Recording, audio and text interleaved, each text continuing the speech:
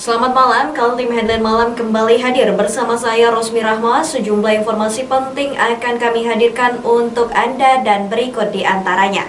Pasangan Edi Damansyah dengan Randy Solihin telah mengantongi dukungan dari 6 partai politik untuk maju pilkada di Kutai Kartanegara.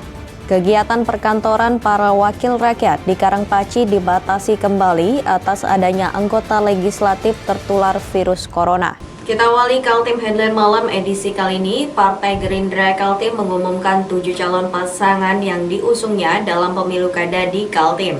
Satu pasangan lagi yaitu untuk Balikpapan masih digantung karena masih ada ganjalan internal. Penyerahan surat keputusan Partai Gerindra diserahkan di Ballroom Hotel Selika Samarinda. 7 pasangan yang diusung untuk Samarinda pasangan Andi Harun dengan Rusmadi Wongso, Kutai Barat FX Siapan dengan Edianto Arkan, dan Kabupaten Pasir untuk Alphard Sarip dengan Arba'in M. Nur. Kemudian untuk Kutai Timur, pasangan Mahyunadi dengan Lulu Kinsu. Kabupaten Mahakam Ulu, pasangan Bonifasius Belawan G dengan Yohanes Apun. Dan Kutai Kartanegara, pasangan Edi Damansyah dengan Randy Solihin. Sementara untuk Bontang, pasangan Neni Murnaini dengan Joni. Sedangkan di Balikpapan yang sudah terbit SK-nya, pasangan Rahmat Masyud dengan Sabarudin Pandre Saleh. Namun Partai Gerindra masih menggantung lantaran ada dinamika politik baru di Balikpapan. Dinamika politik yang berkembang di Balikpapan, Rahmat Masyud menerima SK dari partai lain dengan pasangan yang berbeda dengan pilihan Gerindra.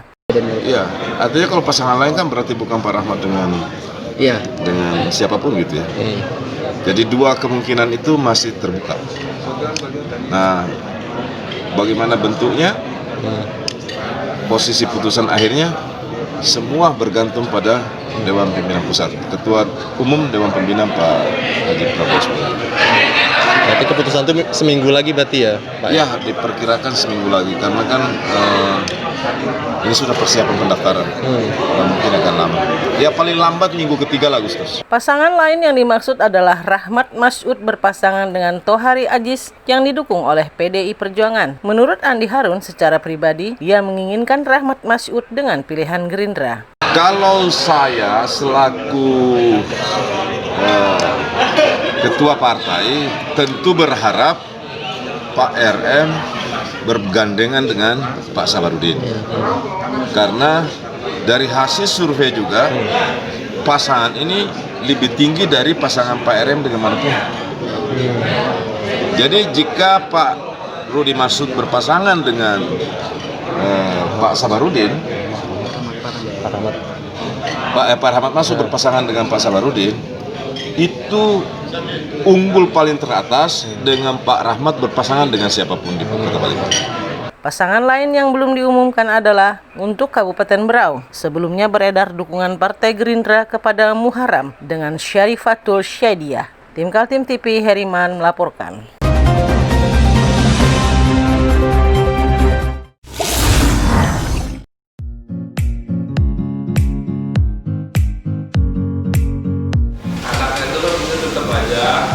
Cara mudah beriklan digital di Kaltim TV.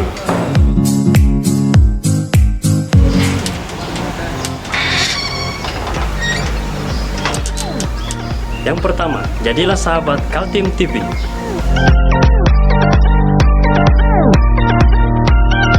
Dengan Rp1.000.000, para sahabat mendapat 20 kali tayang di slot berita kamu.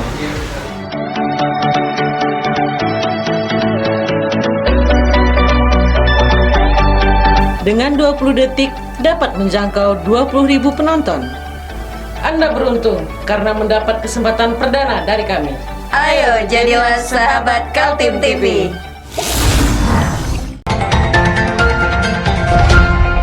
Pasangan Edi Damansyah dengan Randy Solihin semakin kencang setelah mengantongi dukungan dari 6 partai politik untuk maju dalam pilkada di Kutai Kartanegara. Partai Gerindra menjadi partai ke-6 yang mengusung pasangan ini. Dewan Pengurus Pusat Partai Gerakan Indonesia Raya Gerindra resmi mengusung Edi Damansyah berpasangan dengan Randy Solihin untuk maju di Pilkada Kutai Kartanegara. Dengan 7 kursi Gerindra di DPRD Kukar, maka total 21 kursi sudah dikantongi pasangan ini dari 6 partai yang resmi menjadi pengusung. 6 partai itu adalah PDI Perjuangan dengan 7 kursi DPRD, Gerindra 7 kursi, PKS 3 kursi, Partai Nasdem 2 kursi, PPP dan Perindo masing-masing 1 kursi. Dewan Pimpinan Pusat Partai Gerindra dan seluruh jajaran ke tingkat bawah memberikan dukungan dan merekomendasikan Bapak Dr. Edi Damansyah MSI sebagai bakal calon Bupati Kabupaten Kutai Kartanegara dan berpasangan dengan Haji Randy Solihin sebagai bakal calon Wakil Bupati Kabupaten Kutai Kartanegara. Penyerahan dukungan Partai Gerindra berlangsung di Hotel Selika Mulia, Samarinda. Partai yang dinahkodai Prabowo Subianto itu menyerahkan 7 SK bakal calon yang diusung dalam pilkada di seluruh Kaltim. Kita ini kan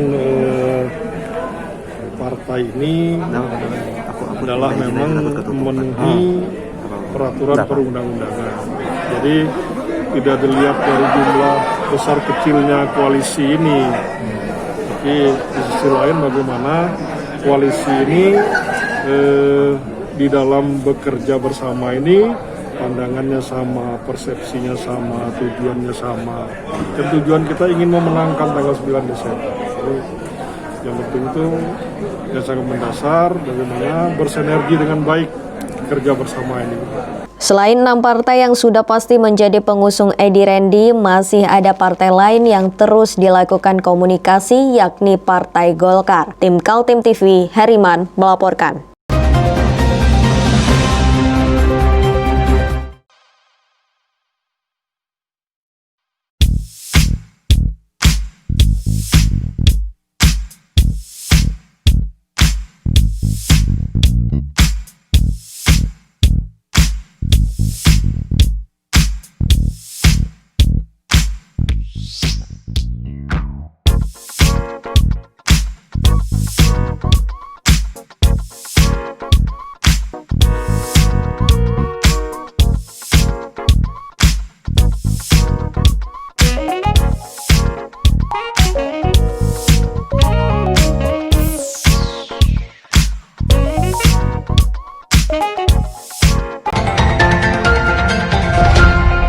Pasca swab massal di DPRD Kaltim dan adanya anggota legislatif yang tertular virus corona, kegiatan komplek perkantoran para wakil rakyat Jalan Teuku Umar, Karangpaci dibatasi kembali. Rapat paripurna pun dilaksanakan secara virtual. Beginilah suasana di kantor DPRD Kaltim pasca dilakukan swab massal dan ada anggota DPRD tertular virus corona. Langkah antisipasi lockdown langsung diberlakukan. Rencananya sampai 10 Agustus kantor para wakil rakyat dibuka kembali. Agenda-agenda para wakil rakyat dilakukan di luar kantor, kebetulan bersamaan dengan masa reses, sehingga para anggota DPRD bekerja di luar kantor parlemen dan bertemu dengan konstituen di daerah pemilihan masing-masing. Namun usai masa reses berakhir, kantor DPRD belum juga dibuka. Akhirnya rapat paripurna yang membahas 4 raperda dilakukan secara virtual. Fraksi PKB menyampaikan pandangan umumnya yang disampaikan oleh Sutomo Jabir. Daerah juga harus lebih fleksibel dan dinamis dalam merespon dan melayani masyarakat. Pimpinan sidang serta hadirin yang berbahagia. Selanjutnya, perihal rancangan peraturan daerah tentang perubahan kedua atas peraturan daerah Provinsi Kalimantan Timur nomor 1 tahun 2012 tentang retribusi umum, rancangan peraturan daerah tentang perubahan kedua atas peraturan daerah Provinsi Kalimantan Timur nomor 2 tahun 2012 tentang retribusi jasa usaha, dan rancangan peraturan daerah tentang perubahan kedua atas peraturan daerah Provinsi Kalimantan Timur nomor 3 tahun 2012 tentang retribusi perizinan tertentu. Dalam hal ini, fraksi PKB menilai perlunya akselerasi dalam menggali potensi pendapatan daerah, upaya penyehatan pelaku usaha, dan upaya peningkatan pelayanan kepada masyarakat. Tim Kaltim TV, Heriman dan Hardin melaporkan.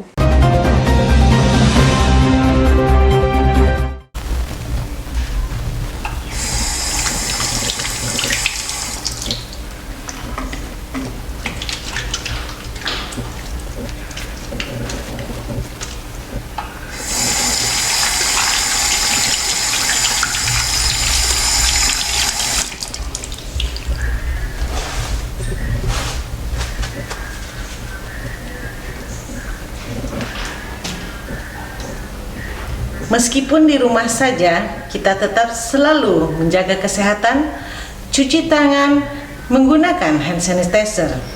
Ingat, mulailah dari diri sendiri. Kita beralih ke informasi selanjutnya. Bawaslu Kota Balikpapan menggelar sosialisasi Pilwali Kota Balikpapan bersama media massa.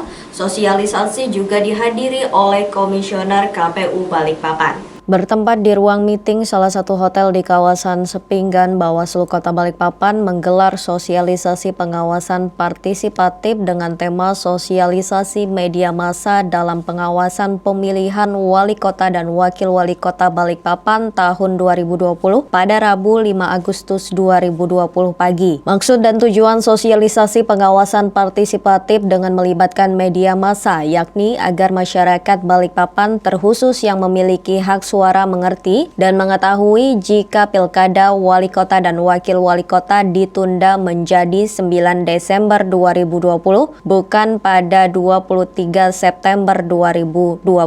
Dari hasil survei yang dilakukan KPU Balikpapan, penundaan pilkada wali kota dan wakil wali kota Balikpapan, banyak warga yang tidak mengetahuinya. Dengan sosialisasi yang dilakukan dengan melibatkan media massa untuk meningkatkan angka partisipasi dalam Pilwali Kota Balikpapan dengan target 77,5%. Jadi kegiatan hari ini kita gelar dalam rangka penting sekali untuk bisa pelaksanaan pilkada di 2020 pasca ditunda oleh bencana non alam untuk dapat diketahui oleh masyarakat secara luas gitu. Kita ketahui bersama bahwasanya sebelum ditunda pelaksanaan pilkada di 23 September tahun 2020 yang kemudian ditunda menjadi 9 Desember tahun 2020. Nah, oleh karena itu melihat keterbatasan kami di Bawaslu terkait dengan mempublikasikan pelaksanaan pilkada ini, maka kami mengundang seluruh rekan-rekan media untuk hari ini dapat intensif dan masif menyebarkan informasi ini kepada masyarakat. Sebagian tadi ketahui kita sama dari KPU tadi sudah melakukan survei bahwasanya pengetahuan masyarakat terkait dengan penundaan pilkada ini masih di bawah angka 50%. Nah, ini menjadikan PR kita bersama jangan sampai nanti pelaksanaan pilkada di bulan Desember tepat tanggal 9 itu partisipasi kita tidak sesuai dengan harapan karena target kita partisipasi ini mencapai 77,5%. Itu harapan kita bersama. Jadi memang kami akui ada beberapa yang karena begini, stiker yang A2 KWK kami sudah terlanjur dicetak. Nah, dicetak untuk digunakan pada saat pemutakhiran pada bulan 3. Tapi karena ada surat edaran dari KPU RI untuk melakukan penundaan tahapan, maka mau tak mau, ya kan, digeserlah 23 September hari pencoblosan ke tanggal 9 Desember. Nah, stiker ini sudah tercetak 23 September. Kemudian kami lagi tidak memiliki anggaran, tidak diperbolehkan lagi untuk mencetak stiker karena sudah ada. Kemudian stiker itulah dimaksimalkan dengan baik. Tanggal 23-nya itu ditempel dengan stiker lagi, tanggal 9 Desember dirubah. Kemudian di bawahnya itu kita coret. Nah, itu dicoret.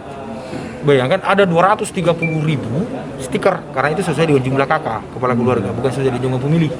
Kakak 230.000. Itu dikerjakan oleh teman-teman sekretariat di sana, KPU.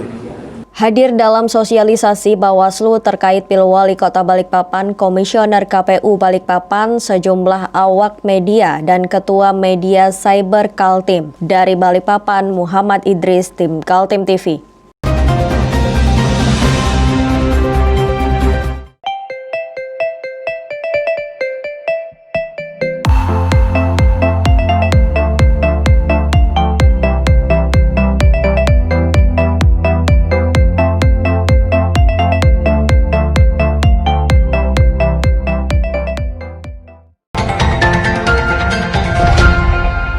Tim Elang Borneo Reskim Polsek Balikpapan Selatan meringkus 2 orang tersangka kasus pencurian sepeda. 1 unit sepeda disita sebagai barang bukti.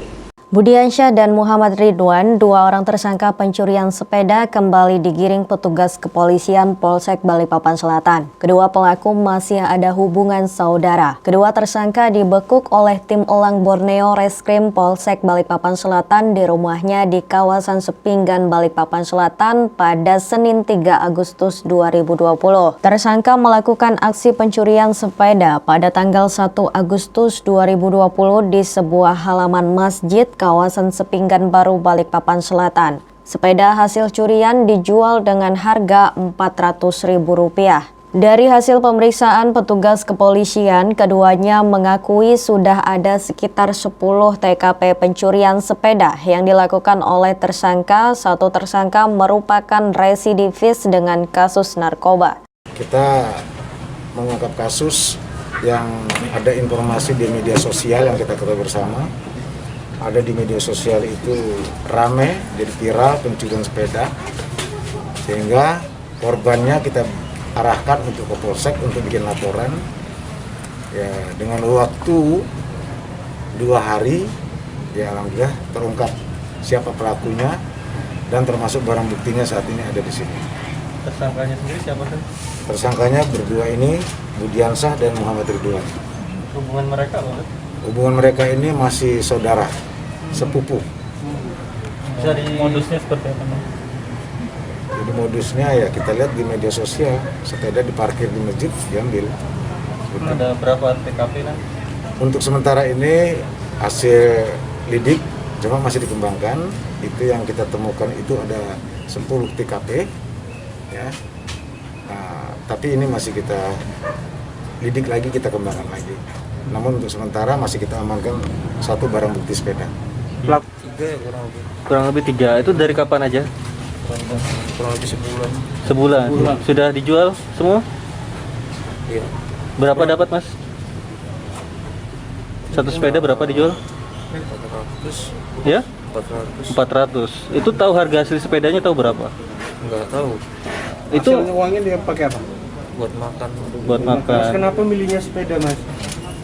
Lebih mudah atau seperti apa? Lagi musim atau gimana? Iya, lebih mudah.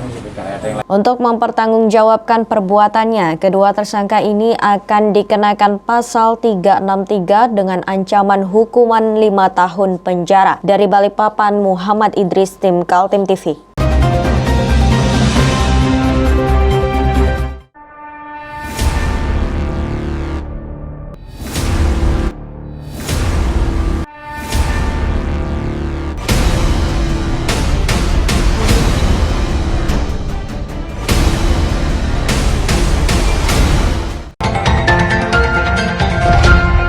Warga tepi Sungai Karangmumus terus berusaha memperjuangkan agar pemerintah mengakomodir permintaan relokasi. Setelah berunjuk rasa di DPRD Kaltim, mereka mendatangi kantor gubernur di Jalan Gajah Mada. Dari orasi yang disampaikan warga terdengar jelas tuntutan yang mereka ajukan. Warga menolak penggusuran bangunan rumah mereka sebelum pemerintah memberikan keputusan tentang relokasi di tempat yang baru. Di kantor gubernur Selasa siang, warga dari RT 26, 27, dan 28 yang bergabung dengan nama Forum Komunikasi Warga Pasar Segiri menyampaikan keberatan atas rencana pembongkaran yang dilakukan Pemkot Samarinda pada 5-8 Agustus. Tuntutan warga pemerintah memberikan lahan untuk pemukiman baru tambah dengan uang santunan sebesar Rp55 juta. Perkenalkan, nama saya Tri Suwanto sebagai pelap yang membersamai aksi warga Pasar Segiri dan mahasiswa. Saya dari Kampung Mul. Jadi saat ini kami sejak awal sudah membersamai dari aksi yang dilaksanakan masyarakat Pasar Segiri dan turut membersamai juga di masa hearing yang saat itu dijanjikan untuk mendapatkan relokasi, usahakan untuk mendapatkan relokasi. Nah, yang saat ini sedang diperjuangkan oleh masyarakat Pasar Segiri sudah dirilis dari Pemkot Kota Samarinda untuk kembali melanjutkan pembongkaran, padahal masih ada masalah yang belum diselesaikan. Nah, tujuan dari masyarakat hari ini kemarin sudah menemui DPRD Provinsi Kaltim dan dijanjikan untuk dapat melaksanakan RDP bersama pihak-pihak terkait untuk kembali mendiskusikan dan mencari solusi agar masyarakat bisa mendapatkan relokasi. Nah, kenapa sih relokasi gitu kan? Dari aturan pemerintah yang disampaikan gitu, peraturan pemerintah bahwasanya ada dua pilihan untuk pemerintah, apakah ingin memberikan relokasi atau memberikan uang santunan. Sekarang permintaan relokasi sudah digaungkan sejak bulan Juli, namun pemerintah tidak bisa memenuhi karena menurut Sekda Kota Samarinda, Sugeng Hairudin, tidak ada aturan yang membolehkannya karena warga menempati tanah pemerintah, maka tidak dibolehkan memberikan ganti rugi kecuali sebatas uang santunan. Program pembongkaran rumah-rumah di tepian Sungai Karangmumus sudah direncanakan sebagai upaya menata sungai dan pengerukan agar mampu menghalau banjir. Warga Kota Samarinda umumnya mendukung penertiban rumah-rumah di tepi sungai karena selama ini dianggap sebagai penyebab banjir. Tim Kaltim TV, Hardin melaporkan.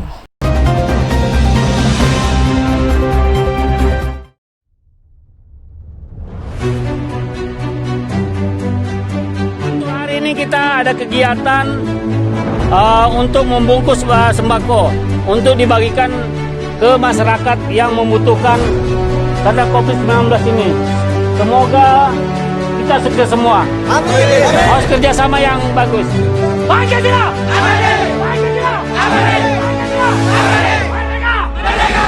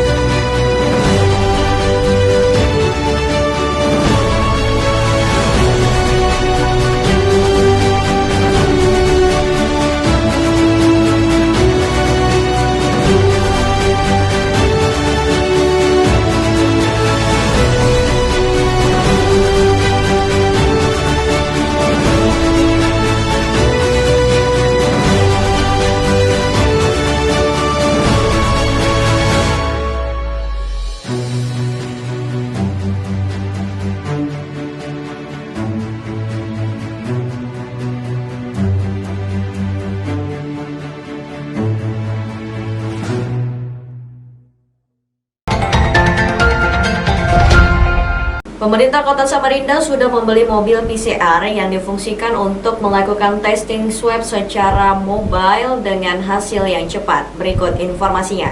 Keputusan membeli mobil yang dilengkapi dengan alat PCR atau polymer chain reaction karena kebutuhan kecepatan pemeriksaan atas penyakit menular seperti COVID-19 adalah tantangan pada masa mendatang. Bahkan pandemi diperkirakan masih berlangsung lama, sehingga pelayanan terhadap testing swab harus lebih cepat. Adanya mobil yang dilengkapi dengan alat PCR menjadi solusi masih kurangnya alat tes hasil swab di Kota Samarinda.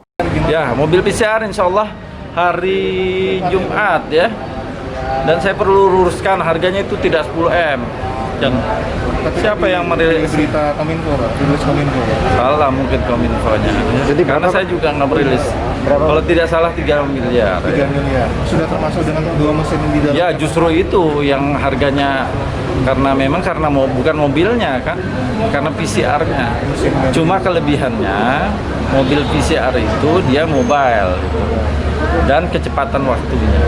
Menurut Ismit Kusasi, Dinas Kesehatan memfungsikan mobil PCR untuk menambah kecepatan diagnosa pasien-pasien yang diduga tertular virus. Alat itu menjadi informasi awal bagi kalangan petugas kesehatan mengenai status pasien. Nanti fokusnya kalau mobil itu datang untuk kecepatan diagnosa itu dulu, terutama swab pasien-pasien yang masuk di rumah sakit, yang masuk dalam keadaan sedang berat, itu paling tidak memberi kepastian buat tenaga nakes kita, sehingga dalam melakukan tindakan kan protokolnya berbeda tuh. Kalau pasiennya swabnya negatif dengan swabnya positif gitu.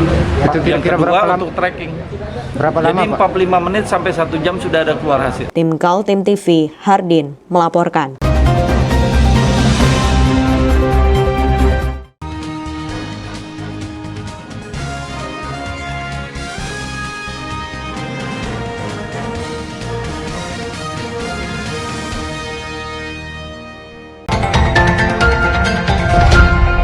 Demikian headline malam edisi kali ini. Informasi lainnya dapat Anda simak melalui situs website kami www.kaltim.tv, channel YouTube dan fanpage Facebook Kaltim TV. Saya Rosmi Rahma bersama kerabat kerja yang bertugas pamit undur diri. Selamat malam dan sampai jumpa.